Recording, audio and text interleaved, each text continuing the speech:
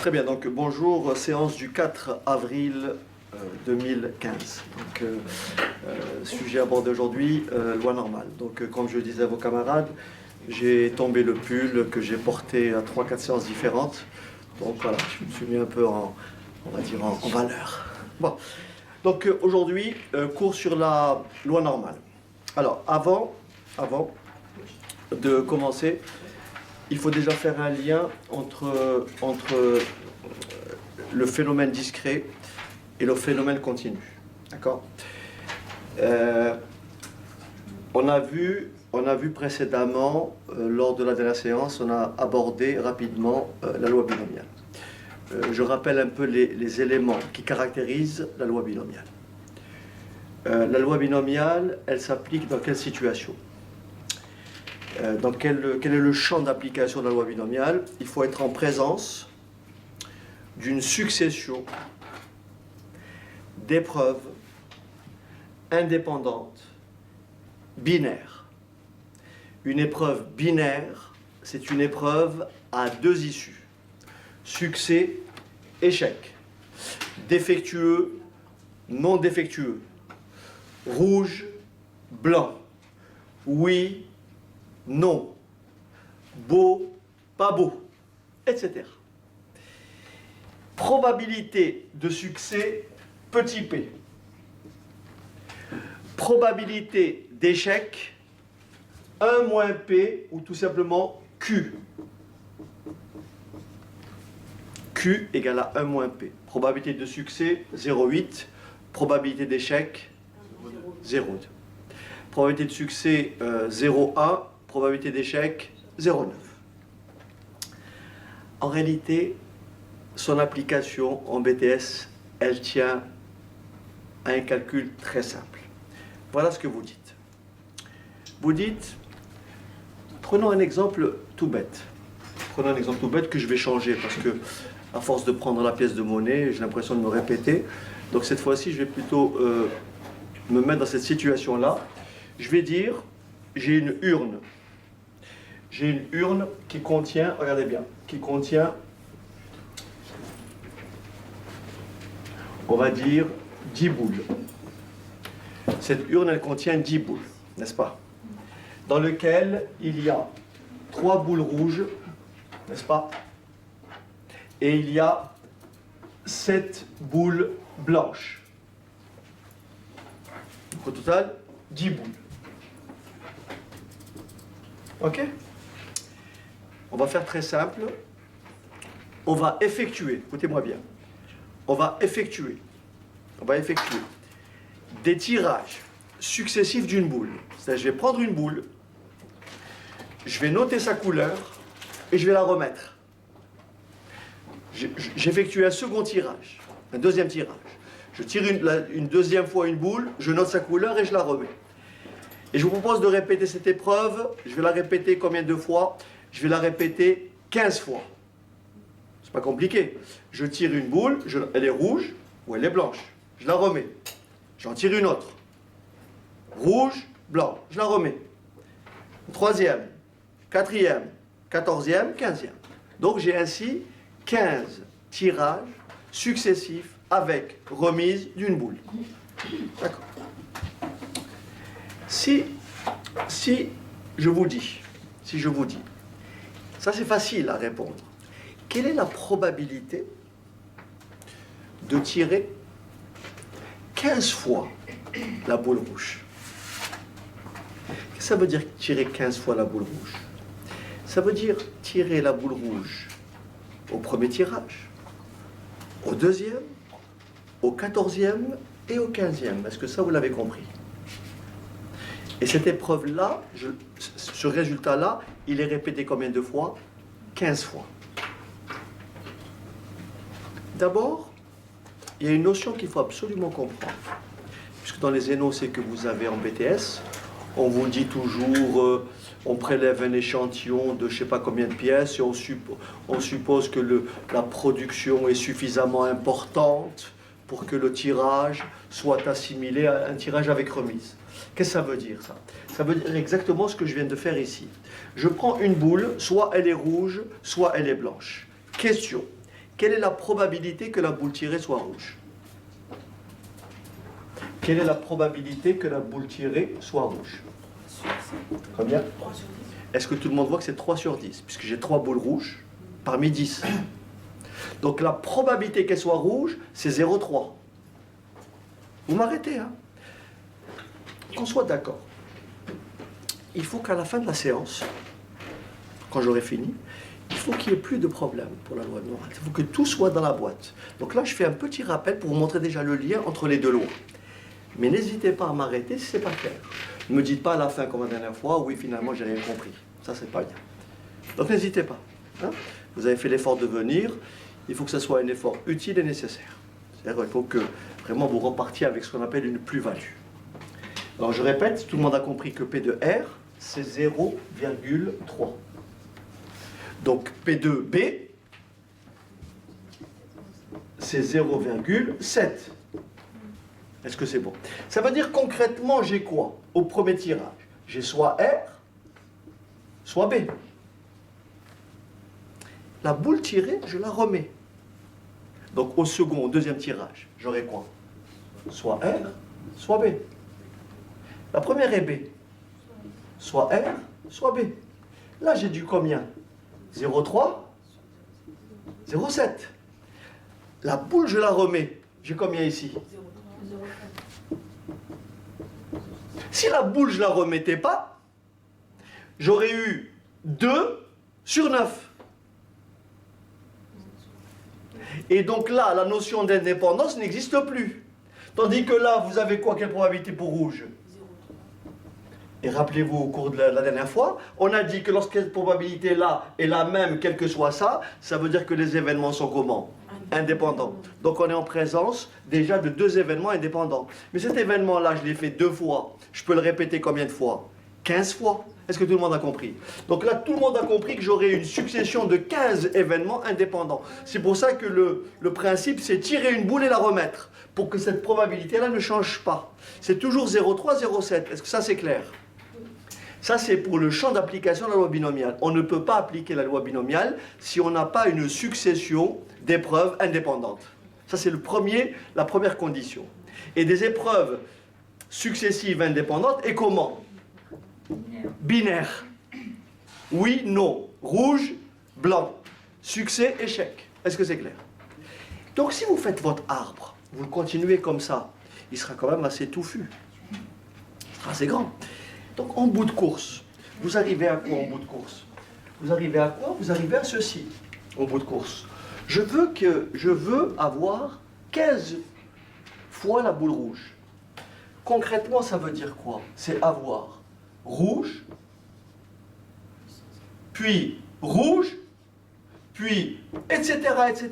Est-ce que tout le monde a compris? R, R, R, R, R, R, R. Mais comme les événements sont indépendants, c'est très facile. C'est P de R fois P de R fois P de R. C'est ce qu'on a vu la dernière fois. Lorsque 2 événements grand A et grand B sont indépendants, la probabilité d'avoir A inter B, vous vous rappelez, c'est la probabilité de A que multiplie la probabilité de B. Est-ce que ça c'est clair? C'est pas clair? Quand vous avez... Oui, oui, ma grande. Il y a quelque chose que j'ai pas compris. 3,15. Comment? 3,15. C'est moi qui ai dit. Ah, c'est un exemple. J'effectue 15 tirages successifs. Et je vais avoir 15 fois la boule rouge. J'aurais pu effectuer 8 tirages successifs. J'aurais pu effectuer 50 tirages successifs. J'en ai effectué 15. C'est un exemple. C'est le nombre d'épreuves. Je rappelle rapidement, puisque Najla est un petit peu embêtée avec ces événements indépendants. Donc, parce qu'elle a un petit point d'interrogation. En réalité, on a dit la dernière fois que lorsqu'on a 2 événements comme ça, soit A bar, soit B bar, soit B bar, d'accord?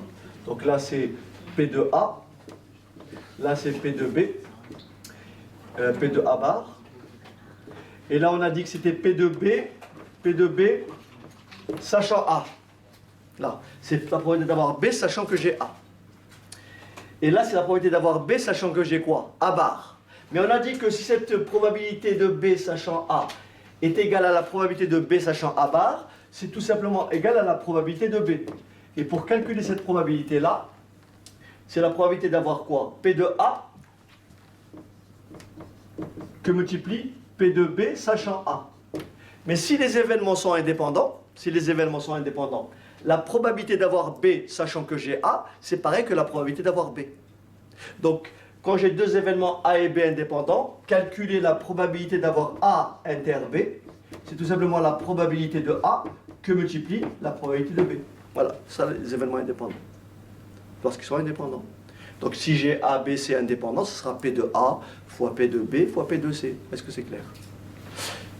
Oui, petit. Vous avez dit que P de A est égal à P de B sachant A.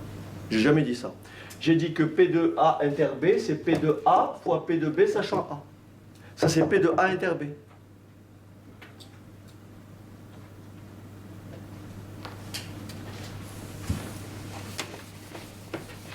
Ah, je suis en train de refaire le cours de la dernière fois. Ce qui n'était pas le but. Je vais juste arrêter. Je vais juste arrêter la vidéo une seconde.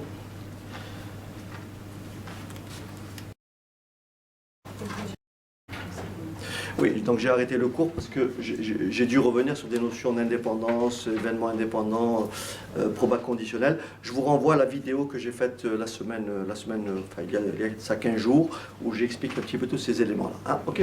Donc je reviens à mon problème qui consistait à... On avait une urne qui contient 10 boules, donc on a dit 3 rouges et 7 blanches. Et on avait dit que la probabilité d'avoir une rouge, c'est 0,3. Vous vous rappelez? Probabilité d'avoir une rouge, c'est 0,3. Et donc, probabilité d'avoir une blanche, c'est 0,7. Donc, on a dit que ces événements étaient indépendants. Je répète pourquoi. Parce que vous tirez une boule, elle est soit rouge, soit blanche. Donc là, 0,3, 0,7. Mais la boule tirée, vous la remettez.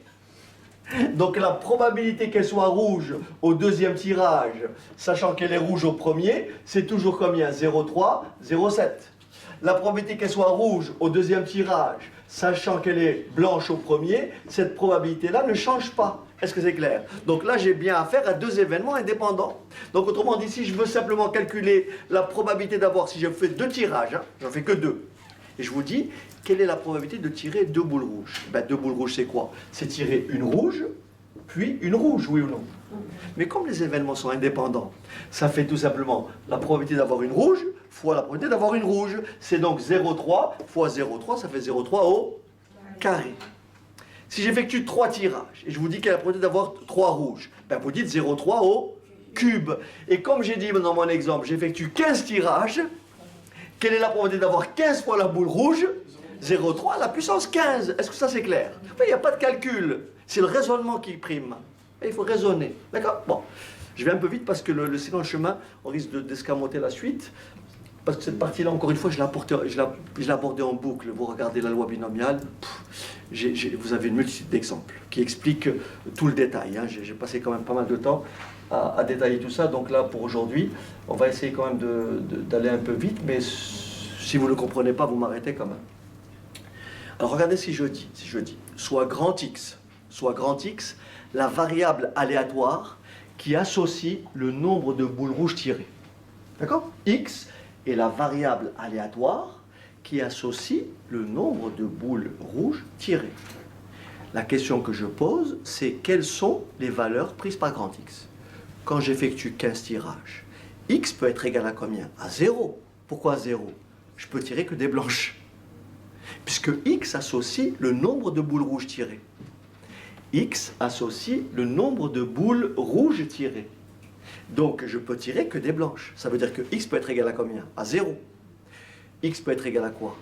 À 1. Ça veut dire quoi? Une blanche, et finir la phrase. Et, pardon, une rouge et 9 blanches.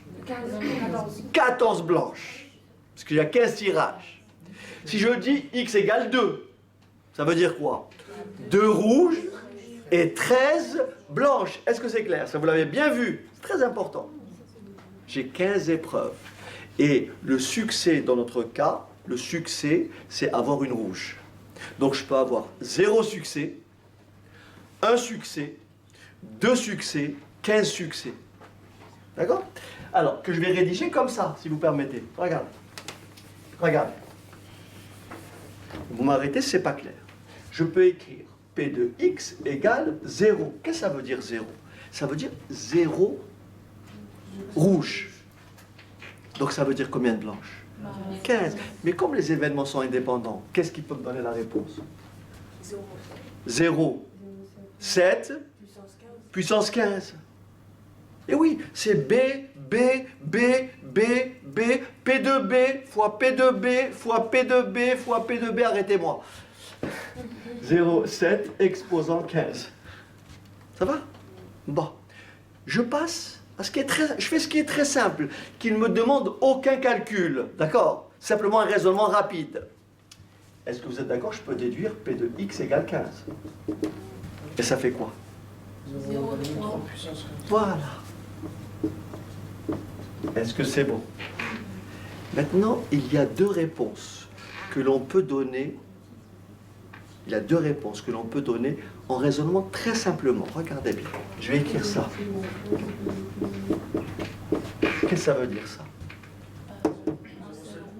Une seule rouge. Alors, d'abord, écrivons le début de la formule. Ça donnerait quoi? 0,3 fois 0,7. Est-ce que tout le monde a compris jusque-là? Une rouge, 14 blanches. 15 épreuves, toujours 15. Toujours la puissance, la somme des puissances. Là, si je veux compléter, ça sera fois 0,3 puissance 0. Là, ça va être quoi? Fois 0,7 puissance 0. Vous voyez? Donc, il faut que la somme des puissances ici soit toujours égale à 1. Est-ce que c'est à 15? Bon.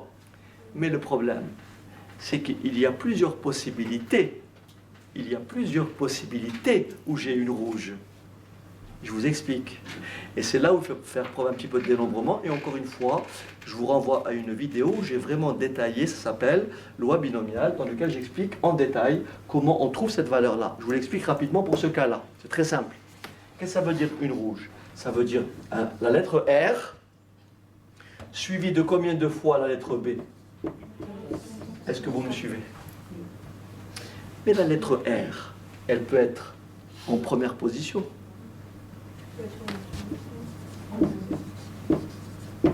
Elle peut être en deuxième position. Et elle peut être, je continue jusqu'en bas, elle peut être en dernière position. Donc, ce nombre-là, cette probabilité-là, c'est combien? C'est celle-ci. Cette probabilité-là, c'est quoi? C'est la même. Celle-ci, c'est la même. Donc, je répète ce nombre-là combien de fois? 15 fois. Eh oui. Avoir une rouge et 14 blanches, c'est avoir une rouge au premier tirage, ce qui vous donne 0,3 fois 0,7 puissance combien? 14. Mais la rouge, elle aurait pu être au second tirage. Donc ça me fait blanc, rouge, blanc, blanc, blanc. Donc ça fait quoi? 0,7 fois 0,3 fois 0,7 puissance 13. Donc ça fait, si on multiplie tout, ça fera donc 0,3 puissance 1 fois 0,7 puissance 14. Et ainsi de suite. Puisque la lettre R, elle peut occuper 15 places différentes. Donc là, ça me fait cette valeur-là. Mais là, ça me fait exactement la même valeur. Et là, ça me fait la même valeur. Est-ce que c'est bon? Puisque la multiplication est commutative. Et la somme de tout, ça fait 15 fois la valeur. Ça va? Bon.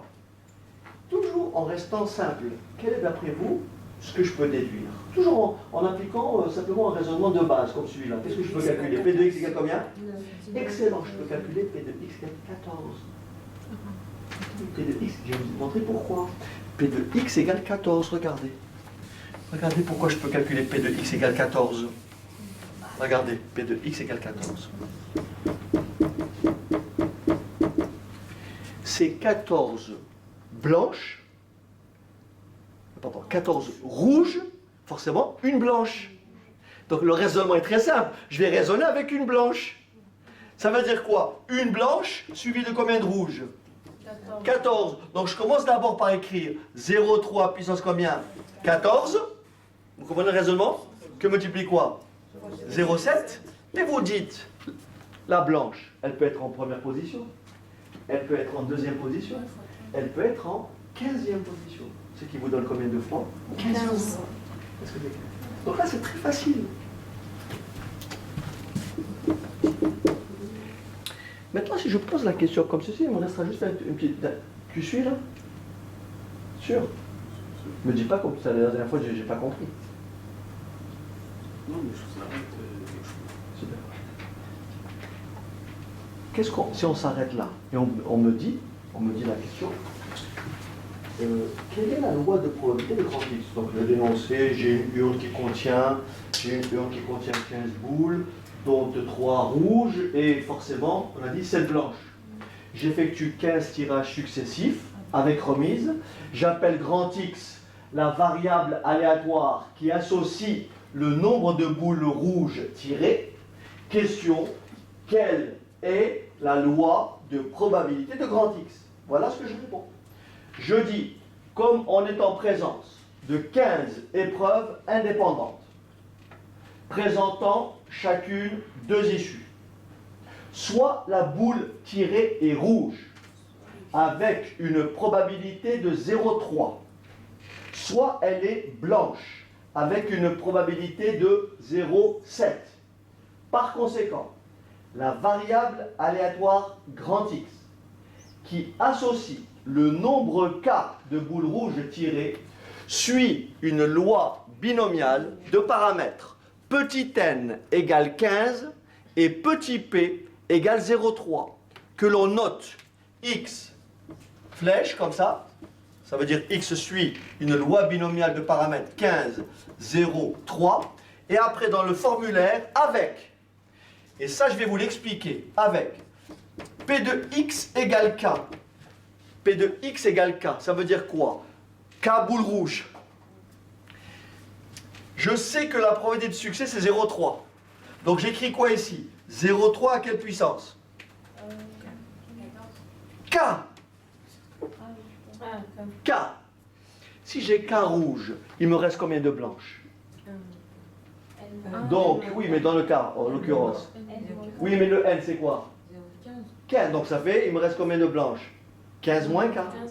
Donc multiplié par quoi? 0,7 puissance combien? Est-ce que c'est bon? Bon. Le problème que j'ai, c'est qu'est-ce que je mets ici? Et ça, si vous permettez, je vous l'ai expliqué la dernière fois. Je l'ai expliqué la dernière fois, et ça, vous le retrouverez. Parce qu'il me faudrait au moins un bon quart d'heure, voire pour l'expliquer, ça va empiéter sur le truc. Donc ici, je le dis rapidement, je le dis rapidement. Regardez. Très vite. Très vite. En accéléré. En réalité, ici, j'écris C15K. C15K, c'est le nombre de façons de permuter les lettres. Par exemple, quand vous écrivez ici, quand vous écrivez avoir 3 rouges, ça veut dire quoi? 0, 3 puissance 3, que multiplie 0,7 puissance 12, et vous dites avoir 3 rouges. C'est avoir ici 12 blanches. Et j'ai expliqué rapidement en faisant du dénombrement. Je vous avais dit, il faut trouver le nombre d'anagrammes de ce mot. Il y a combien de mots que l'on peut former avec 15 lettres dans lequel il y a 3 R et combien? 12 B. Vous dites, on suppose toutes les lettres distinctes. Et on a expliqué qu'il y a combien de façons de permuter toutes ces lettres? 15 fois 14 fois 13 fois 12 fois etc. etc. Et on avait écrit que ça c'était égal à quoi? À factoriel 15. Après on a dit qu'on s'intéresse aux doublons. Les doublons, il y a combien de façons de permuter les 3R? Factoriel 3. Et il y a combien de façons de permuter les 7B? Factoriel 7. Et ça on écrit tout simplement C15 3. Et donc ici, la probabilité d'avoir 3 rouges, c'est C15, 3. Donc là, je vous ai écrit en 5 minutes ce que j'ai détaillé la dernière fois en je ne sais pas combien de temps, mais ce détail-là, vous l'avez en boucle. Je l'ai répété au moins 4 ou 5 fois, donc vous le regarderez si... mais oui, en fait, est-ce que vous avez une méthode pour retenir si on doit mettre le cas en haut ou le cas en bas? c'est très facile. C'est très facile. La méthode, c'est que de toute façon, tu as une calculatrice. Oui. Voilà, tu as une calculatrice. L'écriture en BTS, plutôt tu as le formulaire en BTS, et en BTS on t'écrit toujours cette formule-là. Ah donc ça va donner à... Toujours. Tu prends ton formulaire, c'est écrit, tu as forcément la formule qui est écrite comme ça, x suit loi binomiale, et dans ton formulaire, il y a écrit exactement ce que tu vois là. C'est NK, voilà ce qui est écrit dans ton formulaire. Ok? Voilà, dans ton formulaire, donc là il n'y a aucune confusion. Voilà, ça c'est dans le formulaire. Donc ton N c'est le nombre d'épreuves et K c'est le nombre de succès. Donc il n'y a pas de souci. Ok, pas de problème. Voilà, donc alors très rapidement, donc ici, une fois que vous avez une loi binomiale de paramètres NP, on peut vous demander, ça c'est très important, on peut vous demander, si on répète cette épreuve plusieurs fois, quel est le nombre moyen de boules rouges, hein? Donc là on va vous demander l'espérance mathématique. L'espérance mathématique, dans ce cas-là, l'espérance mathématique dans notre exemple, c'est tout simplement n fois p. C'est-à-dire combien? 15 fois 0,3. Et ça fait donc 4,5. Donc j'aurai en moyenne 4,5 boules rouges. D'accord? Si je répète ce procédé beaucoup de fois. Est-ce que c'est bon? Et si on me demande la variance, je fais tout simplement npq, np fois 1 moins p. Donc ça fait combien pour la variance? 15 fois combien? 0,3 fois combien? 0,7. Est-ce que c'est bon? Après on va me demander l'écart type. Donc encore une fois, ça c'est dans le formulaire de mathématiques. Hein. Ça vous l'avez dans le formulaire. Hein. Et donc après on va vous demander l'écart type. Et vous faites l'écart type, c'est racine carrée de la variance. Donc c'est racine carrée de npq ou np fois 1 moins p. Voilà. Donc ça c'est pour la loi binomiale. Bon. Donc là, il faut qu'on enchaîne parce que, oui, l'heure tourne. Maintenant, cette variable-là, elle est comment? Elle est discrète. Cette variable-là, elle est discrète. Alors, je vais juste ouvrir une parenthèse pour vous montrer un peu l'utilité, le lien entre binomial et normal. Cette variable-là, elle est discrète. Autrement dit, les valeurs prises par x sont des valeurs isolées. Imaginez une seconde. Imaginez une seconde que, dans cet exemple-là, j'effectue 200 tirages. Vous m'entendez? 200 tirages successifs avec remise. C'est la même situation, mais cette fois-ci, au lieu de faire 15 tirages, j'en effectue 200. Et si je vous demande de me calculer la probabilité que x soit plus petit ou égal à 80. Probabilité que x soit plus grand ou égal à 40. Vous avez compris les limites. Et oui, amusez-vous. Donc, au départ, j'ai une loi binomiale de paramètres combien? 200. Tiens, je vais changer le paramètre ici et je vais mettre 0,4. En supposant qu'on ait 4 boules rouges. D'accord? 200, 0,4. Et on me demande de calculer ça. Si je dois appliquer le cours, ça donnerait quoi? Il faut calculer P de x égale combien? 0, plus P de x égale 1, plus P de x égale 2, jusqu'à combien? Jusqu'à P de x égale combien? 80. Infaisable. Infaisable. Ici, est-ce que c'est encore moins? Parce qu'ici, on peut, si vous allez soit après 40, c'est pas possible, soit avant 40, ça veut dire qu'il faut aller de 0 à combien? À 39. Est-ce que tout le monde a compris? Eh bien, dans ce cas-là, comme n est très grand, et comme p n'est ni trop voisin de 0, ni trop voisin de 1, eh bien, au lieu d'appliquer cette loi binomiale, on va approcher cette loi binomiale par une loi comment? Normale. Et les paramètres de la loi normale, vous savez ce que ça va être? Ça va être l'espérance mathématique de la loi binomiale, donc 200 fois combien? 0,4. Et ça va être l'écart type calculé à partir de là, c'est-à-dire racine carrée de combien? De 200 fois 0,4 fois 0,6. D'accord? Je vous propose de visualiser ce résultat-là. Donc je vais ouvrir une feuille Excel et je vais vous montrer donc la situation, comment elle peut se présenter. D'accord? De façon concrète. Là, je vais couper parce que ça ne sert à rien.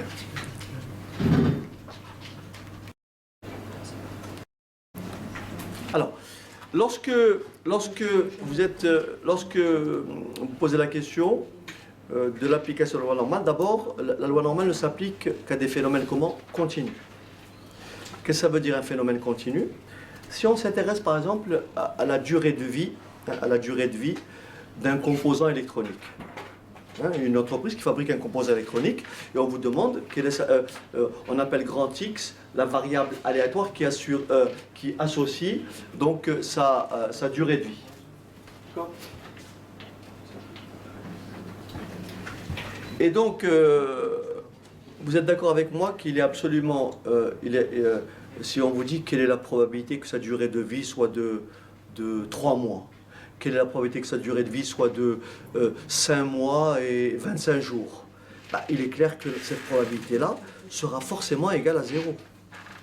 Puisque quand on parle de durée de vie, on dirait plutôt quelle est la probabilité que le composant ait une durée de vie comprise entre 1 mois et 6 mois, entre 3 jours et 30 jours. Autrement dit, lorsque vous avez affaire à ce type de variables, c'est forcément des valeurs prises, ce sont forcément les valeurs qui appartiennent à un intervalle. C'est pour ça qu'on parle de variables aléatoires continues. Autrement dit, les valeurs prises par grand X sont une infinité de valeurs qui sont comprises entre telle valeur et telle valeur. Tout ce qui est durée de vie, taille d'individu, tout ça, ce sont des variables aléatoires comment? Continues. Bon. Contrairement à la loi binomiale où on avait une seule épreuve qui était répétée, d'accord, de façon indépendante. Quand vous avez une variable aléatoire qui suit une loi normale, cette variable aléatoire dépend de plusieurs variables. Mais elles sont toutes, les variables dont elle dépend, elles sont toutes indépendantes les unes aux autres, sans que aucune des variables ne prédomine les autres. Par exemple, quand vous analysez la durée de vie d'une population, d'un individu d'une population, vous avez compris que ce qui caractérise sa durée de vie, c'est beaucoup de facteurs. C'est la façon dont il se nourrit, c'est la façon dont le milieu ambiant, c'est la pollution, c'est plein de choses. Vous voyez, il y a plein d'éléments qui font qu'il va vivre, enfin, comme moi, peut-être 65 ans, 70 ans, ou je ne sais pas, et peut-être 80 ans, peut-être moins de 100 ans. Est-ce que c'est bon? Donc il y a plusieurs facteurs qui font cette variable. Et ces facteurs-là, aucun de tous ces paramètres ne prédomine aucun autre. Et ils sont tous indépendants les uns des autres. Donc tous ces phénomènes-là sont distribués sur la loi normale. C'est pour ça que la durée de vie des composants, la taille des individus, certains, en finance, il y a beaucoup de modèles financiers qui sont distribués selon une loi normale. Les caractéristiques d'une loi normale, c'est quoi? C'est quoi? C'est la moyenne et quoi? Et l'écart type. D'accord? Si on prend statistiquement, vous connaissez tous, vous avez tous vu une série statistique représentée par des classes. Entre 0 et 10, entre 10 et 20, c'est bon ou pas? Entre 20 et 30, etc., etc. Donc vous avez une série statistique qui peut être représentée à l'aide de quoi? À l'aide d'un histogramme. Donc un histogramme, c'est effectivement des petits rectangles qui sont à peu près comme ça. Oui. Admettons qu'on ait un histogramme comme celui-là. Oui. Je le fais de façon imparfaite, exprès. Voilà. Vous voyez que cet histogramme-là présente une forme de symétrie. Autrement dit, l'aire de cet histogramme-là va représenter toute la population. L'aire totale sous l'histogramme, puisque ça c'est les effectifs, vous voyez, NI, N1, N2, N3, et ça c'est l'unité, vous voyez, l'unité. Donc l'aire de ce rectangle, c'est 1 que multiplie l'effectif. L'aire de ce rectangle, c'est 1 que multiplie l'effectif. Donc si vous faites cet effectif plus ça, plus ça, plus ça, plus ça, ça vous donne bien l'aire totale qui représente 100% de la population. Est-ce que c'est bon? Cet histogramme-là, si vous réduisez de plus en plus ces écarts-là, vous risquez de finir avec un histogramme qui ressemble à ce qu'on a vu tout à l'heure, quasiment des petits rectangles comme ceci. Vous voyez, tellement serrés que ça vous donne l'impression d'avoir ce qu'on appelle quasiment une courbe en cloche. Est-ce que c'est bon? Donc là, vous regardez bien, vous avez une enveloppe qui va décrire ça. Donc l'air total sous l'enveloppe, l'air total de cette courbe, c'est 100%, c'est-à-dire 1. Cette courbe-là, elle a une particularité, c'est qu'elle est symétrique. Et je trace l'axe de symétrie. L'axe de symétrie, il se trouve là. Et la valeur que vous lisez là, c'est tout simplement la moyenne. Donc quand on vous dit dans une population, par exemple le chiffre d'affaires d'une entreprise, suit une loi normale. Le chiffre d'affaires d'une entreprise suit une loi normale de paramètres. 100, c'est-à-dire 100 milliers d'euros, chiffre d'affaires mensuel, 100 milliers d'euros. Écart type, on va dire 40. D'accord? Quand j'écris ça, il y a une réponse que je sais donner. C'est laquelle? C'est automatiquement, je sais que la probabilité que x soit plus petit ou égal à 100, ou bien la probabilité que x soit plus grand ou égal à 100, ça je le sais automatiquement. Qu'est-ce qui peut me dire combien ça fait? Ça c'est un truc que vous donnez automatique. C'est impossible que vous ne répondiez pas du premier coup. Ça fait combien? Sachant, j'ai parlé vite, sachant que l'air total sur la courbe c'est 1, et sachant que la courbe est parfaitement symétrique par rapport à la droite d'équation x égale la moyenne. Donc si je refais le schéma, est-ce que tout le monde a compris? Oui, il ne faut pas se lancer dans les calculs. Déjà, il faut bien se situer, avoir un repère. Regarde. Là, c'est ma courbe en cloche. On appelle ça la courbe de Gauss. Et là, c'est la moyenne, oui ou non? Et ma moyenne, c'est combien? 100. On me demande de calculer la probabilité que x soit plus petit ou égal à 100. Donc on me demande de calculer l'air qui se trouve de ce côté. Vous avez compris? Mais comme la courbe est parfaitement symétrique par rapport à x égale 100, donc cette probabilité-là est forcément égale à combien? À 0,5, à la moitié. Ça c'est automatique. Vous comprenez? Automatique. Donc là c'est 0,5. Bien sûr. Ce qui veut dire qu'à la louche, sans avoir de table, quelqu'un vous dit, quelle est la probabilité que le chiffre d'affaires soit plus petit que 95? Ben, vous dites c'est à peu près 0,5. Parce que vous êtes sûr que pour 100, c'est 0,5. Donc 95, c'est pas loin. Vous avez compris? C'est pour avoir ce qu'on appelle un repère. Et si on vous dit, quelle est la probabilité que x soit plus grand ou égal à 100, qu'est-ce que vous répondez? Ben 0,5 aussi. D'accord? Bon. Vous me suivez? Bon. Alors il faut savoir, comme la variable est continue, il faut savoir que le sens strict ou le sens large ne change pas la probabilité. J'explique. Lorsque vous avez une loi normale, lorsque vous avez une variable aléatoire continue, et qu'on vous dise quelle est la probabilité que x égale, par exemple, dans mon cas ici, quelle est la probabilité que x soit égal à 100? Ben vous dites P de x égale 100, c'est ça. Est-ce que ça a une R? Non. Eh bien, P de x égale 100, dans le cas d'une variable aléatoire continue, c'est toujours 0. P de x égale à un nombre, c'est toujours combien? 0. Ça veut dire concrètement quoi? Que la probabilité que x plus petit ou égal à 100 est égale à quoi? À la probabilité que x soit strictement plus petit que 100, plus la probabilité que x soit égal à 100. Est-ce que c'est bon? Plus petit ou égal à 100, c'est d'abord strictement plus petit que 100, plus la probabilité que x égale 100. Mais on sait que la variable est continue. Donc P de x égale 100, c'est combien? C'est 0. Ça veut dire que quand vous avez une loi normale, vous n'avez pas besoin de vous soucier, est-ce que c'est plus petit strictement ou égal? C'est pareil. Mais bien sûr, il faut respecter l'énoncé. Si l'énoncé vous dit plus petit ou égal, vous écrivez plus petit ou égal. Mais sachez que le calcul est identique. Le strictement ou le égal ne change pas la probabilité. Parce que la probabilité que x égale, c'est toujours combien? 0. Est-ce que c'est clair? C'est bon? Bon. Je continue un petit peu mon exploration avant de rentrer dans le détail. Je vous donne juste une chose, parce qu'il faut toujours comprendre le global. En général, quand on a une loi normale, ce qui nous intéresse, c'est les résultats qu'on retient.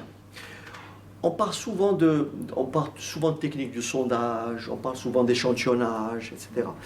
On s'intéresse souvent, par exemple, on dit, on effectue un sondage dans un bureau de vote, et on va essayer de trouver ce qu'on appelle, on va essayer d'évaluer le pourcentage de votants pour un candidat. Donc on va essayer de trouver un intervalle. Et on va se dire par exemple, il y a 95% de chances pour que le candidat A ait recueilli entre tant et tant de voix. Oui. Et donc tout ça, on va le probabiliser grâce à la loi normale. J'explique. Ce qu'on va trouver comme résultat tout à l'heure, c'est que lorsque vous avez une loi normale, ici, vous avez sa moyenne, je prends l'exemple numérique, sa moyenne c'est 100. J'ai dit que l'écart type c'était 40. Il faut comprendre, il faut retenir, c'est des résultats, mais qu'on va montrer, qu'on peut montrer n'importe quand, c'est ce qu'on va faire tout à l'heure. Il faut savoir que lorsque vous vous écartez d'un écart type, de part et d'autre de la moyenne, si l'écart type c'est 40, donc si je fais 100 moins 40, ça fait combien? 60. Et 100 plus 40, ça fait combien? 100, 140. J'obtiens ici un intervalle. Et forcément ici, j'obtiens une R. Eh bien, on va calculer tout à l'heure. Cette R-là, elle est toujours égale à 68,26%. C'est-à-dire la probabilité qu'une valeur soit comprise dans un intervalle entre la moyenne moins un écart type et la moyenne plus un écart type, à la louche, ça fait 68%. Et de façon précise, ça fait 68,26%. On va le calculer tout à l'heure, il n'y a pas de problème. Vous saurez faire tout ça, hein. Vous saurez faire tout ça. Je vous dis à la sortie, vous devez tous être capables de lire la table, de faire des calculs, etc. C'est ça le but. Hein. Bon. Donc ça veut dire concrètement, si je vous dis quelle est cette probabilité-là,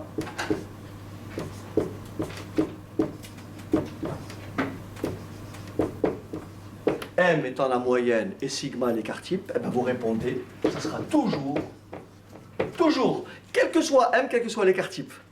Toujours. Mais ça, on va le voir tout à l'heure. Ok, toujours. Vous comprenez ce que je dis? Je pousse un peu plus loin. Si je prends cette loi normale, quels sont ses paramètres? Quels sont ses paramètres, cette loi normale? 0 et 1. La moyenne, c'est combien? L'écart type, c'est combien? 1. Si j'applique la formule au-dessus, qu'est-ce que ça me donne? P de x compris entre combien et combien? Alors combien ça fait? C'est combien? Moins 1, vous suivez pas? 0 moins 1. Et là combien? 1. Et bien là vous trouverez combien? Automatique, c'est sûr. Sûr. On va le voir tout à l'heure. D'accord, je continue. Maintenant, au lieu de m'écarter d'un écart type, je vais m'écarter de 2 écarts types. Ça, c'est des résultats connus. Hein. 2 écarts types. Donc cette fois-ci, au lieu d'avoir ça, je vais avoir ça. Ça. C'est-à-dire, au lieu d'avoir ici 60, je vais avoir combien? 20. 100 moins 2 écarts types. L'écart type, c'est 40. C'est bon? Et là, je vais avoir combien? 180. Et bien là, vous aurez combien? 95,44% des valeurs. C'est-à-dire que si je calcule ça, ici, ça sera quoi? P de x compris entre combien et combien? Moins 2 et 2. Et ça fait combien? Ça marche en tous les cas. Vous comprenez? Ça, c'est les résultats que l'on connaît. Et on ne connaît pas vraiment celui-là. Celui qu'on connaît vraiment, c'est 95% des valeurs. Et vous savez ce qui va donner 95%? C'est s'écarter de 1,96 écartifs de part et d'autre. Si je mets ici moins 1,96, et là je mets combien? Plus 1,96, je trouverai pile 0,95. Mais ça, on le fera tout à l'heure. Ok. Donc ça, c'est une introduction. Et avant la pause, on va déjà commencer à amorcer la table. D'accord? Et comme ça, quand on va revenir, on sera frais et dispo pour la suite. Alors regardez, je peux effacer. De toute façon, tout ça, vous n'avez pas besoin de l'écrire, c'est visible. C'est visible. Ok. Première chose, quand vous prenez votre table, alors je vais en prendre une. La table, pour ceux qui ne l'ont pas, servez-vous. La table, si vous regardez bien, quand vous lisez la table, les valeurs, elles fonctionnent toujours à gauche de la valeur où vous êtes. C'est-à-dire, quand vous avez votre table, elle est comme ça. La table, elle est comme ça. Là, vous avez votre courbe en cloche. Ça, c'est la loi normale qu'on appelle la loi normale centrée réduite. C'est-à-dire la loi normale de paramètres combien? 0 et 1. La moyenne, elle est là. Est-ce que c'est bon? Quand vous lisez l'air total, l'air à gauche, on l'a vu tout à l'heure, est-ce que tout le monde a compris? Que ça se lit P de T, donc c'est T qui suit cette loi normale. Est-ce que vous êtes d'accord que ça se lit P de T plus petit ou égal à 0? Et quel est cet air-là? 0,5. Et si vous prenez votre table, la première valeur que vous lisez, c'est 0,5. C'est pour ça. Parce que c'est l'air à gauche de 0. C'est la moitié de l'air total. Donc, elle met ça à la table, vous le savez. C'est bon ou pas? Forcément, à droite de 0, ça sera aussi combien? 0,5. D'accord. Bon. Et bien sûr, on va s'habituer à cette écriture-là. On écrit donc P de T plus petit ou égal à 0, égale, bien sûr, à pi de 0, qui est égal à combien? À 0,5.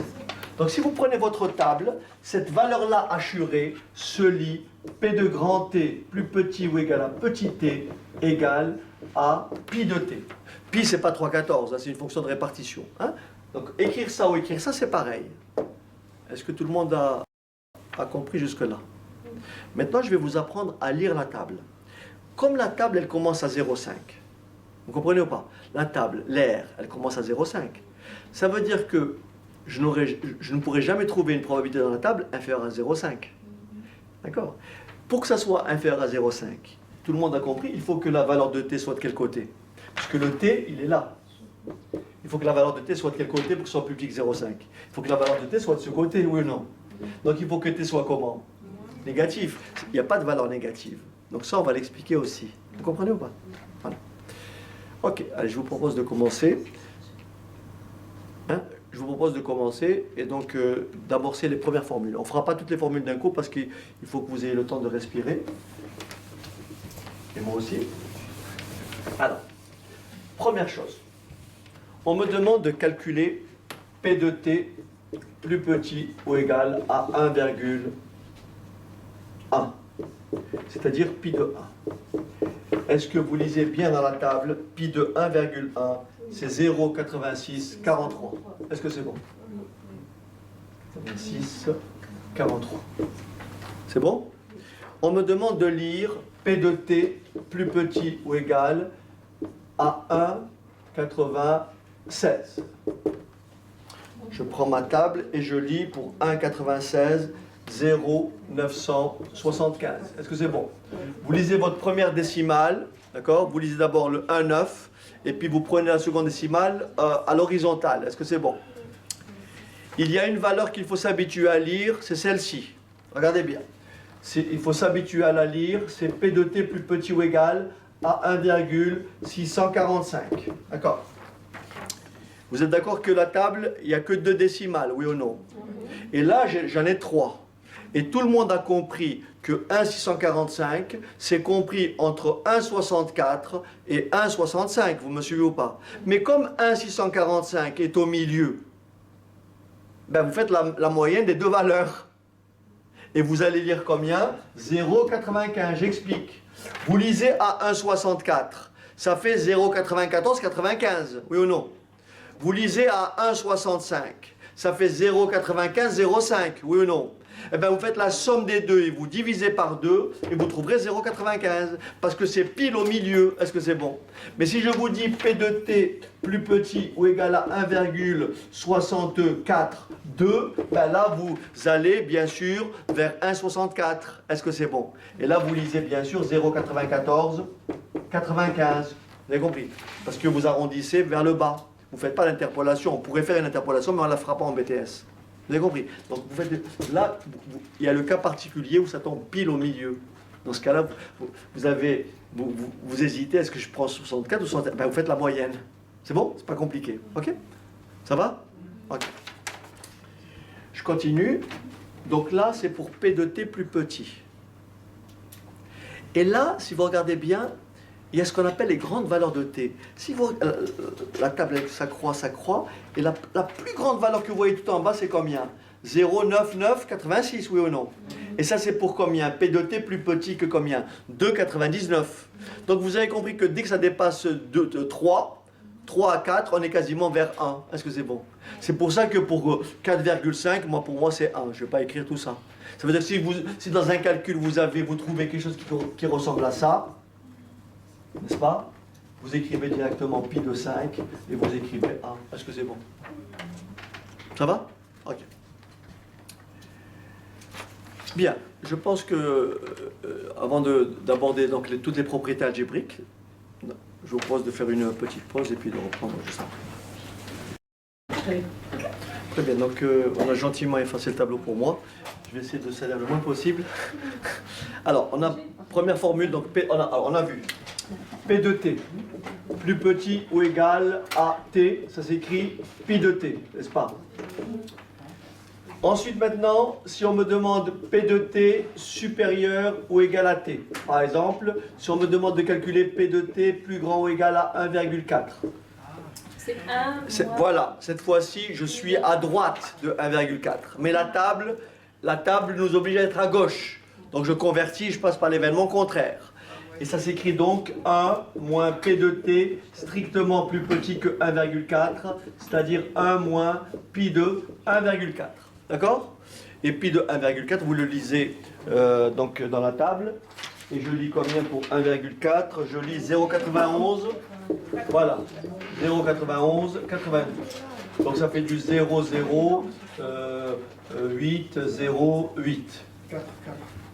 Et donc ça, première formule, c'est 1 moins P de t plus petit que t. Est-ce que c'est bon? Ça veut dire 1 moins pi de t. Donc ça, c'est la probabilité que t soit plus grand ou égal à t. Monsieur, Oui, ma grande.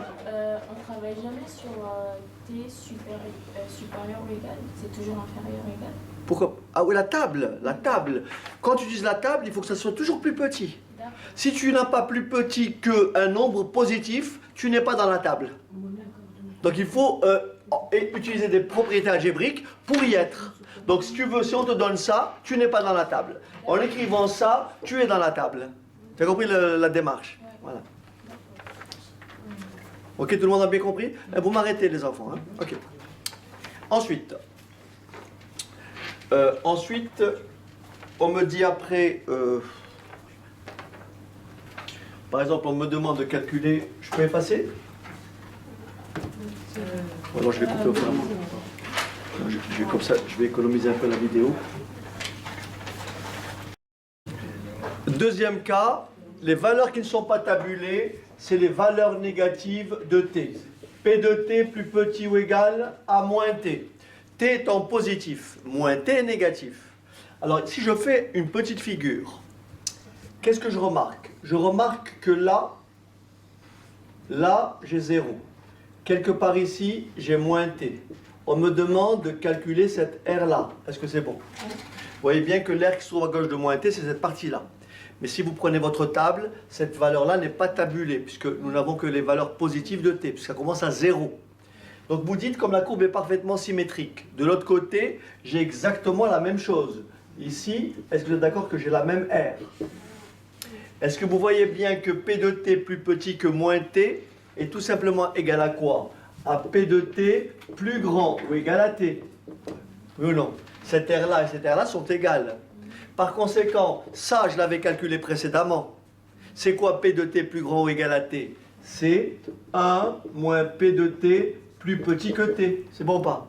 Donc, résultat des courses, ça fait 1 moins pi de t. Et donc, qu'est-ce qu'on retient comme formule?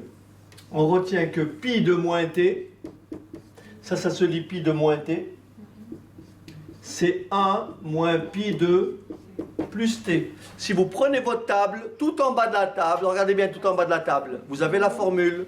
Vous voyez? Vous voyez, tout en bas de la table, vous avez bien pi de moins t, vous le voyez, égale 1 moins pi de plus t. C'est bon ou pas? Voilà. C'est pas compliqué.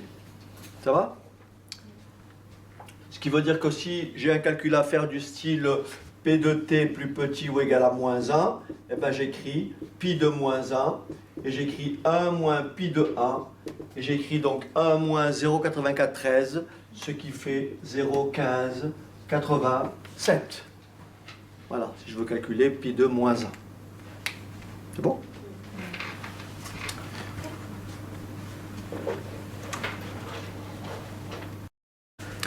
Alors, autre cas, maintenant, on va être amené à calculer par exemple la probabilité que t soit compris entre petit a et petit b. Donc là, il faut bien comprendre, je fais ma courbe en cloche. Bien sûr, petit a et petit b sont quelconques.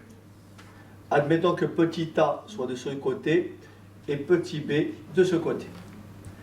Est-ce que vous êtes d'accord qu'on me demande de calculer l'aire qui se trouve entre a et b? Autrement dit, on me demande de calculer cette aire-là.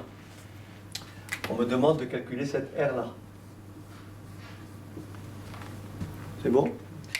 Est-ce que vous êtes d'accord que l'aire que j'ai coloriée en bleu est tout simplement égale à l'aire à gauche de B moins l'aire à gauche de A? Mais par définition, l'aire à gauche de B, c'est pi de B. L'aire à gauche de A, c'est pi de A. Donc P de T compris entre A et B, c'est pi de cette valeur moins pi de cette valeur, toujours. Ne vous embêtez pas. C'est bon? Donc là, je vais écrire P de T compris entre A et B, c'est pi de B moins pi de A. Est-ce que c'est bon? Si je prends un exemple, et je veux calculer la probabilité que T soit compris entre 1,3, je fais exprès, moins 1,3 et 1,5. Est-ce que vous êtes d'accord que ça donne pi de 1,5 moins pi de moins 1,3. C'est bon ou pas? Je fais ça par étapes. Moins pi de moins 1,3. Ça, je peux le lire. Ça, je ne peux pas encore le lire. Je le convertis. Puisque je sais, voilà. Puisque je sais que pi de moins t, c'est 1 moins pi de plus t. Mais attention au signe moins. Donc je l'écris un peu plus haut. Est-ce que vous êtes d'accord que ça fait pi de 1,5 moins, j'ouvre un crochet, 1 moins pi de plus 1,3. Est-ce que c'est bon? J'enlève mes parenthèses et ça me fait pi de 1,5 moins 1 plus pi de 1,3. Est-ce que c'est clair? Ça par étapes. Après, vous prenez votre table, vous lisez, et vous lisez, je ne sais pas combien ça fait au total. Combien ça fait pour pi de 1,5? 0,93. 0,93. 32. Moins 1 plus pi de 1,3. 0,90, 32 aussi? Ok, merci. 0,90, 32. Bon, je vous laisse faire l'opération finale. Ok, voilà. Donc ça, c'est P de T compris entre moins 1,3 et plus 1,5. Est-ce qu'il y a des questions? C'est bon? Ok. Alors, on va voir un cas particulier. Alors, il faut bien retenir l'appellation. On appelle ça un intervalle centré en 0. Et ça peut être dans les exercices un intervalle centré en M, c'est-à-dire la moyenne. Je fais une figure. Regardez bien ce que c'est un intervalle centré en M. Vous avez votre courbe en cloche qui est comme ça. Un intervalle centré en M, c'est que là, vous avez 0. Là, vous allez avoir moins A ou moins T. Et là, vous allez avoir quoi? plus t. Et on vous demande donc la probabilité que grand T soit compris entre moins t et t. On peut le faire en appliquant la formule tout à l'heure. Mais après, on va trouver un résultat qu'on peut utiliser directement. Essayons de détailler. Le A, c'est moins t. Le B, c'est plus t. Donc on applique, ça fait quoi? Pi de B, donc pi de t, moins pi de moins t. Est-ce que c'est bon? C'est pi de t moins pi de moins t. Hein? Pi de B moins pi de A. Ça, je le lis, puisque t est positif. Je le lis. Ça, je ne le lis pas, puisque t moins t est négatif. Je le convertis. Donc ça me fait. Et faites attention, encore une fois, on m'a posé la question tout à l'heure, on m'a demandé pourquoi il y avait, parce que là, il y a un crochet, signe moins devant. Et je vais calculer ça à part. Et pi de moins t, c'est quoi? 1 moins pi de t. J'enlève mes crochets. Je change mes signes. Ce qui me donne pi de t moins 1 plus pi de t. Et vous retrouvez deux fois la même valeur. C'est pour ça qu'on retiendra P de t compris entre moins t et t, c'est tout simplement 2 pi de t moins 1. Ça va plus vite. Soit vous faites tout le calcul, soit vous passez de là à là directement. Est-ce que c'est bon? Voilà. Soit vous faites tout le calcul, soit vous passez de là à là directement. D'accord? Ok. Alors maintenant, on va essayer de l'appliquer à notre cas tout à l'heure. Rappelez-vous, on a dit, lorsqu'on se déplace de n écart type, on a 0,6826. Lorsqu'on se déplace 2 écarts type, on a 0,9544. 1,96 écart type, 0,95 pile. Faisons le calcul. Alors, est-ce que vous êtes d'accord? Ça traduit bien ici, moins 1 et 1, puisque l'écart type c'est 1, je suis bien un écart type à gauche et à droite. J'applique la formule au-dessus. Ça donne quoi? 2 pi de 1 moins 1. Mais vous savez que pi de 1, c'est 0,8413. Et 2 fois 0,8413, ça fait 1,6826. Et 1,6826 moins 1, ça vous donne bien 0,6826. C'est pour ça que lorsque vous écartez de un écart type, vous trouverez 68,26%. Tout le temps. D'accord. Prenons maintenant le cas où on s'écarte de 2 écarts types. De 2 écarts types. Et ça donnera quoi, 2 écarts types? P de t compris entre combien et combien?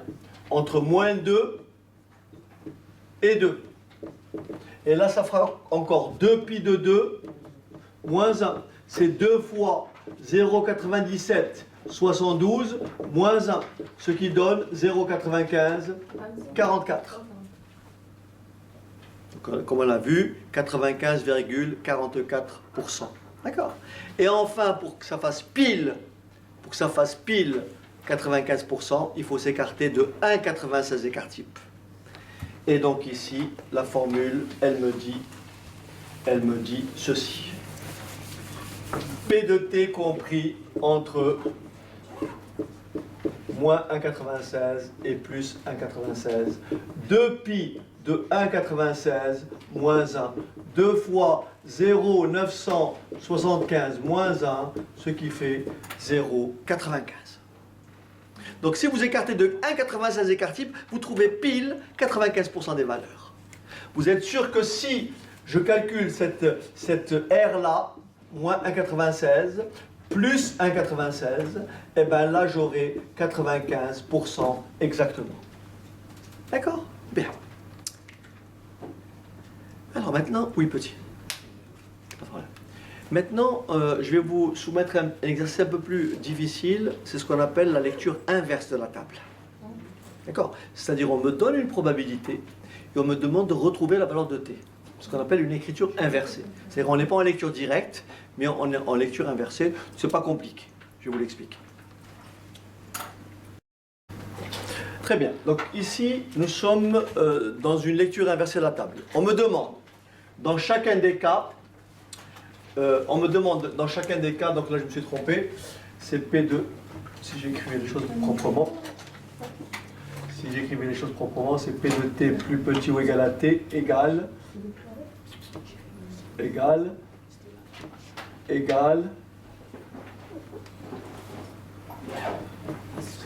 Ici, P de t plus petit ou égal à t égale à 0,1587. Voilà. OK? On me demande de trouver petit t dans chacun des cas suivants. Premier cas, P de t plus petit ou égal à t égale à 0,7290. P de t plus petit ou égal à t, P de t plus petit ou égal à t à 0,9270.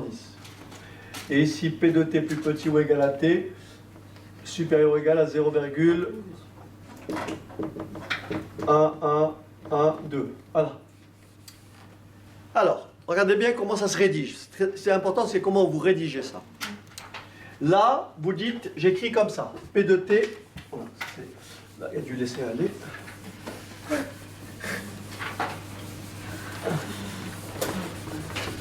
Ok. Alors, P de t plus petit ou égal à t, voilà comment ça se rédige. Vous prenez votre table et vous lisez en lecture inverse la valeur de t qui me renvoie 0,9270. Vous lisez combien? 0,61. Donc c'est pi de 0,61. Ah non. Ok. Non, vous avez changé le... Oui, avant c'était 0,72,90. Et là maintenant oui, d'accord. Non, mais je le remets alors. 0, je veux qu'il y ait la table. Hein. Donc je veux que ça soit ça. Ok? 0,61. Voilà. Alors ça fait donc, là j'ai écrit. Est-ce que vous êtes d'accord? Ça fait pi de t. Et là vous lisez en lecture inverse, ça fait pi de combien vous me dites? 61. 0,61, c'est ça? Donc résultat, ça fait t égale 0,61. C'est bon? Voilà. Ça, là, il n'y a pas de calcul à faire. Je passe au second. À la deuxième équation. C'est P de t supérieur ou égal à t. Égal à 0, 1, 1, 1, 2. Est-ce que vous êtes d'accord que là, je ne suis pas dans la table? Vous avez compris? Je ne suis pas dans la table parce qu'il est plus grand que. Je convertis plus grand que en 1 moins. C'est bon ou pas? 1 moins P de t plus petit que. Égal à 0, 1, 1, 2. Est-ce que tout le monde a compris que ça fait moins pi de t égale à moins 0, 8, 8, 8, 8. Oui ou non? Parce que je passe le 1 de l'autre côté, ça fait moins 1. Mais moins par moins, ça fait quoi? Plus. Ça fait donc pi de t égale à 0, 8, 8, 8, 8. Combien vous lisez pour le 0?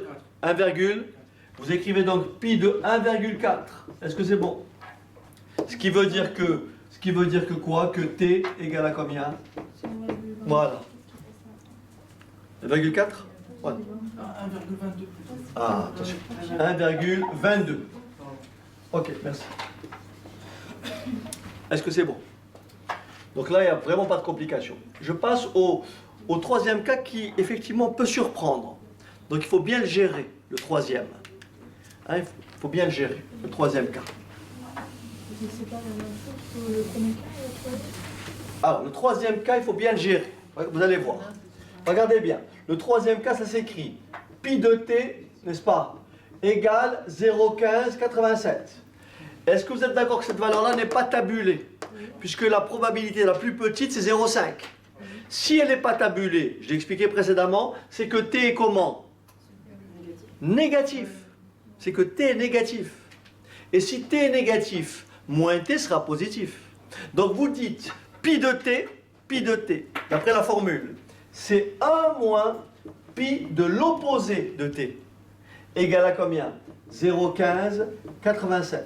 Vous passez le 1 de l'autre côté, autrement dit vous rajoutez moins 1 de chaque côté, ça vous fait pi de moins t, égale moins 0,8413.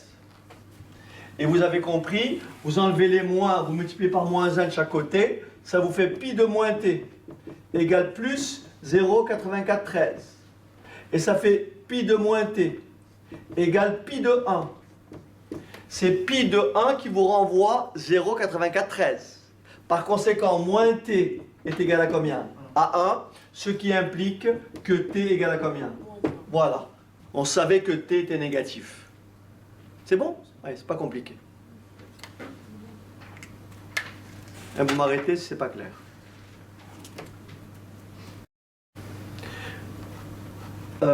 L'avant-dernière, donc ici nous avons P de grand T. Alors, P de grand T, compris entre moins H et H, égale à 0,97. Là, je reconnais l'intervalle centré en 0. D'après ma formule, c'est pi de H moins 1 égale 0,97. Je résous. Je rajoute plus 1 de chaque côté. Ça vous fait 2 pi de H égale à 1,97. Je divise par 2 de chaque côté. Ça vous fait pi de H égale 1,97 divisé par 2. Ça fait pi de H égale 0,985. Oui ou non? Je divise par 2. Vous prenez votre table en lecture inversée. Est-ce que vous êtes d'accord que vous devez lire quelque chose qui ressemble à 2,13 ou 2,17? Je ne me rappelle pas très bien. Combien ça fait pour 0,985? C'est 2,17? Voilà, 2,17. Par conséquent, petit h égale 2,17. Ça veut dire que si on s'écarte de 2,17 écart type, de part et d'autre de la moyenne, on trouve quel pourcentage?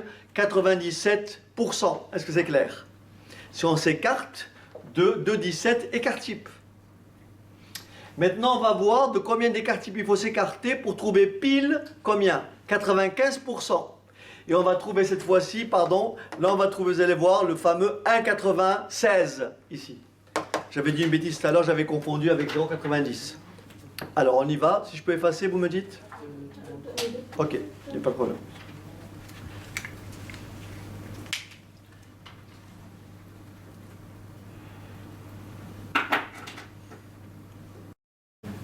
Très bien, effectivement le dernier résultat est connu. Alors si je calcule P de T compris entre moins H et H égale à 0,95, ça me donne 2 pi de H moins 1 égale 0,95. Ça me donne 2 pi de H égale à 1,95. Ça me donne pi de H égale à 1,95 divisé par 2. Ça me donne pi de H égale à 0,975. Là, vous prenez votre table en lecture inversée et vous avez une valeur de t qui est égale à quoi? À 1,96. Est-ce que c'est bon? Et donc ça fait ici h égale à 1,96. Est-ce que c'est clair? Voilà. Donc si vous vous écartez de 1,96 écart type, vous trouverez 95% des valeurs. Enfin, vous aurez une probabilité que x y soit avec une probabilité donc de 95%. C'est parti pour la dernière partie. Voilà ce qu'il faut, voilà comment il faut présenter, votre réponse. D'abord, lorsque vous avez une loi normale de paramètres m écart type, on vous demande de calculer la probabilité que x soit plus petit ou égal à un nombre, etc. Vous raisonnez, vous rédigez ainsi. Vous titrez changement de variable. Vous titrez changement de variable. Et vous écrivez si grand X suit la loi normale de paramètres M écart type. Si grand X suit la loi normale de paramètres M écart type, alors grand T suit la loi normale de paramètres 0,1 qui s'appelle loi normale centrée réduite. Avec, voilà votre changement de variable. Grand T égale grand X moins M sur écart type. Voilà comment vous démarrez votre rédaction. Je vais prendre un exemple numérique. Alors, prenons un exemple numérique très simple pour appliquer ce que je viens d'écrire. Nous avons une variable aléatoire grand X qui suit la loi normale de paramètres combien? 50, 4. Donc moyenne 50, écart type 4. Et on me demande de calculer les probabilités suivantes. Probabilité que x soit plus petit ou égal à 56,2. Probabilité que x soit supérieur ou égal à 48. Probabilité que x soit compris entre 46 et 54. Probabilité que x soit compris entre 45 et 53. Je vais rédiger ainsi. Et je vais dire comme précédemment, si grand X suit cette loi normale, alors grand T suit la loi normale de paramètre 0,1 avec grand T égale grand X moins 50 sur 4. J'applique, je reproduis exactement ce que j'ai écrit précédemment. Une fois que vous avez écrit ça en début d'exercice, vous continuez, vous ne le faites qu'une seule fois. Et après, vous répondez à toutes les questions. Première question. P de x plus petit ou égal à 56,2. Voilà ce que je vous recommande, comme ça vous évitez les erreurs. Vous dites, puisque je suis obligé de passer de x à t, puisque je passe de x à t en effectuant ce changement, ben, je vais porter le changement à gauche et à droite. Vous êtes d'accord avec moi, comme vous avez une égalité, à gauche vous faites x moins 50 sur 4, et comme vous avez fait ici x moins 50 sur 4, de l'autre côté vous faites pareil. Donc ça fera 56,2 moins 50 sur 4. Est-ce que c'est bon?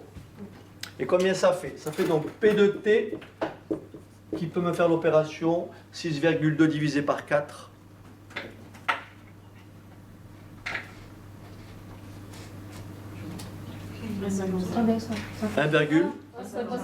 Un 1,55. Voilà. Donc merci. 1,55, soit pi de 1,55.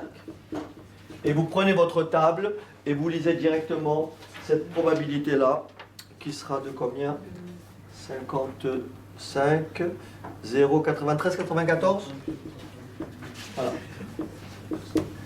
C'est bon? Voilà. Est-ce que c'est faux si on écrit x inférieur à 56,2 moins 50? Enfin, on n'écrit pas x moins 50. Moi, je vous donne ce qu'il faut écrire. Après, voilà, c'est mieux. Je dis, c'est une méthode. Après, voilà, après tu occultes ça, c'est toi qui vois. Est-ce qu'on peut nous compter faux si on n'écrit pas? Ben, je sais pas. Mais en principe, non. Mais bon, par sécurité, tu présentes comme ça, c'est plus limpide. Hein. Toi, tu veux passer directement, écrire ici T directement. Non, c'est pas ça. En fait, j'écris juste x, j'enlève moins 50 sur 4, mais après j'écris inférieur à 56,2 moins 50 sur 4.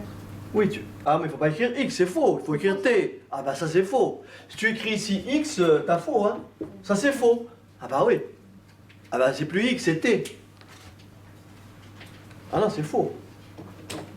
Pas droit. Là, c'est T qu'il faut écrire. Il ne faut pas écrire x. Non, en fait, je parlais de l'étape précédente. Mais il n'y a que ça. Y a pas de... Ouais, d'accord, c'est pas grave. Ok. Non, enfin, je veux dire, il y a pas de... c'est pas compliqué ce qui est écrit là. Hein? Pourquoi se compliquer? Faut pas, pourquoi faire au minima quand on peut écrire tout? Non, parce que moi, j'ai déjà l'habitude d'écrire comme ça. Ben continue. Qu'est-ce que je te dis? Continue. Bien.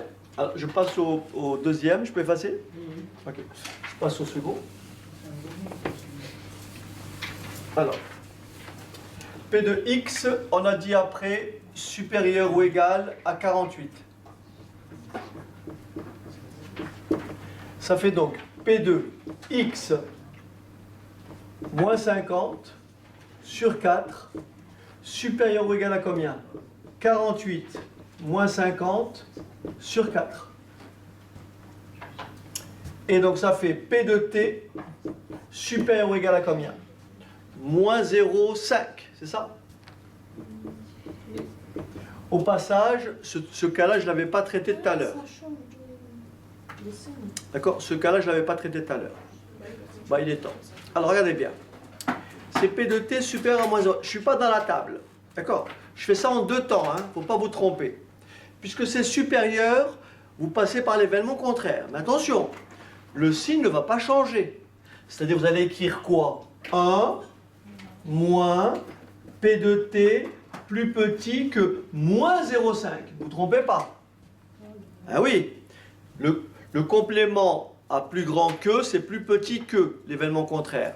Mais là, c'est petit a, vous gardez la même valeur. Attention. Et donc, ça vous fait après 1 moins pi de moins 0,5. Est-ce que c'est bon? Et après, vous dites pi de moins 0,5, c'est combien? Pi de moins 0,5, c'est combien?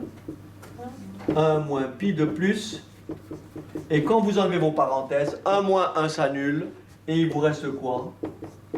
pi de 0,5. Maintenant, je vais vous expliquer géométriquement pourquoi ça marche directement. Vous aurez pu éviter de faire tout ce calcul, je vous explique. Regardez. Regardez ici. Regardez ici. J'ai trouvé ça. J'ai trouvé ça. Regardez bien. J'ai trouvé ça. Là, c'est moins 0,5. Vous me suivez ou pas? On me demande de calculer cette R-là. Est-ce que c'est bon? Est-ce que vous êtes d'accord que par symétrie, j'ai ici plus 0,5. Et vous avez compris que l'air à droite de moins 0,5, c'est pareil que l'air à gauche de plus 0,5. Ce qui veut dire que vous aurez pu directement écrire P de t plus grand que moins 0,5 égale à quoi? Directement P de t plus petit ou égal à quoi? À 0,5, et vous aurez écrit pi de 0,5. Ça vous aurait évité tous les calculs. Donc quand vous avez P de t plus grand qu'un nombre négatif, P de t plus grand qu'un nombre négatif, c'est pareil que P de t plus petit que le nombre positif correspondant. Donc si vous avez à calculer P de t plus grand que moins 3, vous écrivez pi de plus 3. Parce que à droite de moins 3, c'est pareil que à gauche de plus 3. Est-ce que c'est bon? Mais, ou alors vous faites tout le calcul, c'est comme vous voulez. Vous avez le choix. C'est bon? Vous avez le choix.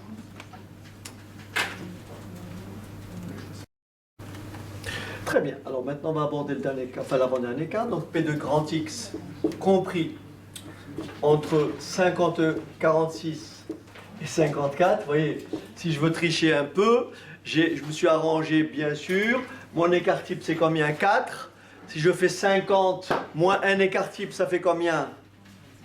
46. Si je fais 50 plus un écart type, ça fait combien? 54. Je vais trouver combien? 0, 68, 26. Vous vous rappelez, quand on s'écarte d'un écart type, on avait dit tout à l'heure, faisons le calcul. Est-ce que c'est bon? Voilà. Alors on y va. On va donc écrire. Là, je l'écris en dessous. En principe, je devrais écrire à droite. Hein. Je ne vous donne pas de mauvaises habitudes. Donc, mais bon, j'ai pas de place. Donc ça fait x moins 50 sur 4. Et j'écris mon opération à gauche et à droite. Et ça fait combien? 46 moins 50 sur 4. Après 54 moins 50 sur 4. Après P de T. Est-ce que vous êtes d'accord avec ça? On retrouve bien le moins 1, 1. Et ça fait donc 2 pi de 1 moins 1. Et ça fait 0, 68, 26. D'accord? C'est pour ça que je vous dis, quel que soit, quand vous écartez d'un écart type, quand vous changez de variable, vous finirez avec moins 1 et 1. Quand vous écartez deux écarts types, vous changez de variable, vous finirez avec quoi? Moins 2 et 2. Quand vous écartez de 1,96 écart type, vous changez de variable, vous finirez par moins 1,96 plus 1,96. C'est toujours comme ça que ça marche. D'accord? Voilà. Très bien. Dernier cas, donc P de X compris entre 45 et 53. Donc pareil, P de X moins 50 sur 4 compris entre 45 moins 50 sur 4, 53 moins 50 sur 4. Ce qui donne P de T, alors compris entre moins 1,25 et 53 moins 50, 0,75. C'est ça? C'est bon? Donc je fais pi de B, n'est-ce pas? Moins pi de A. Ok? Alors, pi de B moins pi de A, j'écris un peu plus haut. Donc ça me fait pi de 0,75 moins pi de moins 1,25. Vous êtes d'accord que pi de moins 1,25 n'est pas tabulé. Il faut passer par 1 moins pi de plus, voilà, mais avec un moins devant, n'oublions pas. Donc ça fait pi de 0,75 moins, entre crochets, n'est-ce pas? 1 moins pi de 1,25. J'enlève mes parenthèses. Ce qui me donne ici pi de 0,75 moins 1 plus pi de 1,25. Et ça vous donne tout. Après, vous faites le calcul, vous remplacez pi de 0,75, pi de 1,25, moins 1. Si quelqu'un peut me donner la réponse finale. 0,77. Le total, mais tout. Ah, Le final.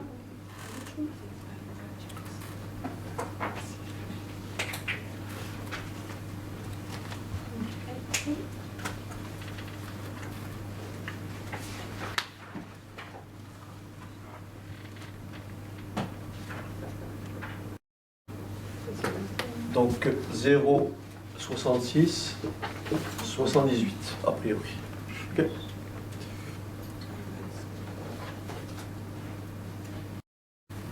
Alors admettons que l'énoncé soit celui-là. Donc une machine fabrique des rondelles d'un diamètre moyen 50 mm, n'est-ce pas? Une machine fabrique des rondelles d'un diamètre moyen 50 mm et d'écart type 4 mm. D'accord? Donc on prélève une rondelle, n'est-ce pas? On admet que donc, la variable aléatoire x qui associe le diamètre de la rondelle prélevée suit une loi normale de paramètres, donc 50 et 4. D'accord? Et on va vous demander bien sûr de calculer la probabilité que le diamètre soit inférieur, compris, comme on a fait tout à l'heure, n'est-ce pas? Et on peut avoir une question subsidiaire qui peut demander par exemple déterminer un intervalle centré, en M tel que le diamètre de la rondelle ait 90% de chance d'appartenir à cet intervalle. Donc je répète, on peut me demander de déterminer un intervalle centré en M pour que le diamètre de la rondelle ait 90% de chance d'appartenir à cet intervalle. J'aurais pu prendre 95%, j'aurais pu prendre 97%, mais comme on a fait ces calculs-là, j'ai changé un petit peu et j'ai pris délibérément 90%. Voilà comment on pose le problème. Qu'est-ce que ça veut dire un intervalle centré? Qu'est-ce que ça veut dire un intervalle centré? Regardez bien. En M, vous avez votre courbe en cloche, qui est comme ça. Regardez bien. Votre courbe en cloche qui est comme ça. M, c'est ici 50. Vous me suivez ou pas? Un intervalle centré, ça veut dire que M est au milieu. Donc vous allez vous écarter de part et d'autre de la même distance. Donc là, j'aurai quoi? M moins H, que je ne connais pas, que je cherche. Donc 50 moins H. Et de l'autre côté, j'aurai combien? 50 plus H. Mais ce que je sais, c'est que je sais que cette R-là est tout simplement égale à combien? Représente combien? 90% de l'air total. Vous avez compris? Donc l'opération se pose comment? Elle se pose tout simplement comme ceci. Regardez bien. J'écris P de X compris entre 50 moins H et 50 plus H égale à 0,90. Est-ce que vous me suivez ou pas? J'avais donné ce type d'exercice tout à l'heure, mais simplement avec T. Là, j'ai pris dans le cadre d'une loi normale de paramètres M écart type. On passe, c'est la même opération. On passe par la loi normale comment? Centrée réduite. Donc, qu'est-ce que je vais écrire? Je vais écrire P de X moins 50, n'est-ce pas? P de X moins 50. Sur combien? Sur 4. Là, je détaille. Hein? Ça fait donc combien à droite? 50 plus H moins 50 sur 4. Et de l'autre côté, c'est quoi? 50 moins H moins 50 encore. Le tout sur 4. Et tout ceci égale à 0,90. Est-ce que c'est bon? Là, je suis passé par la loi normale centrée réduite. Donc ça, c'est T. Ça, c'est T. Ça vous fait donc P2 grand T compris moins H sur 4 moins H sur 4 plus H sur 4 égale à 0,90. Est-ce que c'est bon? Ça fait 2 puis... Voilà. Moins H plus H, c'est la même valeur. C'est le fameux P de T compris entre moins T et T. On fait 2pi de t moins 1. Donc ici, c'est le même principe. On va donc faire quoi? 2pi de h sur 4 moins 1 égale combien? 0,90. Alors on y va. 2pi de h sur 4 moins 1 égale 0,90. Et j'ai une équation à résoudre. D'accord? J'ai une équation à résoudre. Je prends le moins 1, je rajoute plus 1 de chaque côté. Hein? Je rajoute plus 1 de chaque côté. Ça me fait 2pi de h sur 4 égale à 1,90. D'accord? Ensuite, je divise par 2. Ça fait donc pi de h sur 4 égale à 1,90 divisé par 2, ce qui donne 0 combien? 95. Bien. Et maintenant, je prends ma table en lecture inversée. Et on va se retrouver avec la situation de tout à l'heure. Quand vous lisez en lecture inverse 0,95. Je vous l'ai expliqué tout à l'heure, il n'est pas visible. Il est compris entre deux valeurs. Mais comme 0,95 est pile au milieu, regardez bien le principe. Regardez le principe de l'interpolation linéaire ou l'interpolation affine. Si vous prenez votre table, vous lisez à 1,64. Vous lisez à 1,64, vous lisez 0,95, 0,94, 95. Vous lisez à 1,65 et vous lisez combien à 1,65? Vous lisez 0,95, 0,5. Mais si vous cherchez où se place 0,95, 0,95 est où? Pile au milieu, entre les deux, mais au milieu. Et donc, la valeur de t correspondante, elle se trouve où exactement? Elle va se trouver où? Ici. Et ici, c'est quoi? C'est forcément le milieu de ces deux valeurs. Et le milieu de ces deux valeurs, c'est 1,645. C'est ce qu'on a vu tout à l'heure, mais dans l'autre sens. Vous avez compris? Cette valeur-là, le 0,95, est comprise, regardez bien, 0,95 est comprise entre 0,9495 et 0,9505. Elle est pile au milieu des deux. Par conséquent, le t qui est là, le h sur 4, est, pi de h sur 4 égale pi de 1,645. Puisque le milieu de 1,64, 1,65, c'est 1,645. Bon, vous pouvez prendre 1,64, 1,65, mais je vais être précis, parce que là, c'est pile au milieu. Voilà, c'est pile au milieu. Si j'avais eu 0,9404, 0,9493, j'aurais pris 1,64. Si j'avais eu 0,9592, j'aurais pris 1,65. Mais là, je suis pile au milieu. C'est bon? Voilà. Et donc après, je fais quoi? Après, je fais tout simplement h sur 4 égale à 1,645. Donc h égale combien? 4 fois 1,645. Ça fait combien? 6,58. Combien? 6,58. 6,58, merci. Ah, il faut qu'on se rappelle qu'on m'avait posé une question, on m'avait dit déterminer l'intervalle centré. Après, vous faites une petite phrase. Vous dites l'intervalle centré est quoi? Après, vous faites une petite phrase. L'intervalle centré est tout simplement quoi? 50 moins 6,58. Et bien sûr, 50 plus 6,58. Et vous faites les opérations. D'accord? Ça veut dire que le diamètre de la rondelle aura combien? 90% de chance d'appartenir à cet intervalle. Voilà ce que ça veut dire. Le diamètre de la rondelle a 90% de chance d'appartenir à cet intervalle. Ok?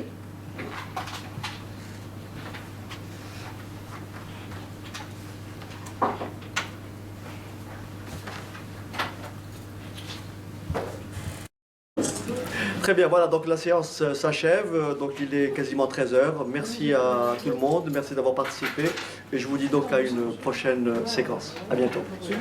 Bye.